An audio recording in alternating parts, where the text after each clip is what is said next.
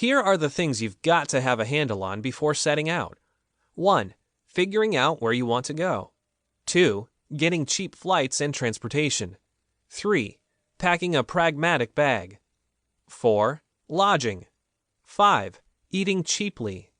6. Making money on the road. 7. Getting around cheaply. First, you have to make an outline detailing your plan of action. If you're really adventurous and that's too much planning, then at least know what part of the world you're aiming for and what direction you're heading. It just makes things easier and more efficient. Finding those cheap flights, buses, trains, and ferries will help immensely. Transport will end up being the most expensive thing you'll pay for, especially if you're looking to explore the opposite side of the planet. You can't take a bunch of junk that you're unlikely to use just because an occasion might occur in which you need it. Think minimalistic, especially if you're in it for the long haul. You want to be self-sustaining, compact, and light. Some things can be multi-purpose, such as dental floss and duct tape. Knowing how to pack your bag could save you time, money, and a strained spine.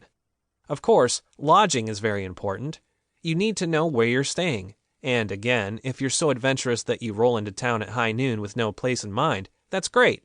But if you don't play your cards right, you're either going to be forced to find a last-minute hotel that might burn a hole in your wallet, or you'll be sleeping on a bench in the park and possibly getting woken up by police officers. But don't fear, there are tons of options, and some are even free. Remember, you're traveling for a while and you do need to consider a budget. This budget needs to be practical, not let's wish for the best. As much as it would be nice to be rich and able to go anywhere, do anything, and eat fancy dinners, that will likely bring your travels to an end sooner than you hoped.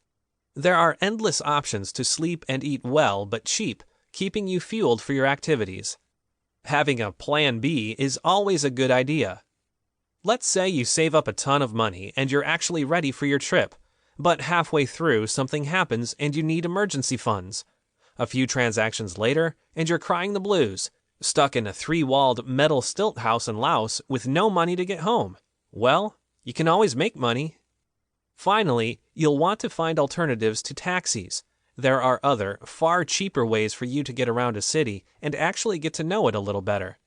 Similarly, a cheap train ride might prove to be more scenic, comfortable, and spacious than taking a flight, depending on what country you're in.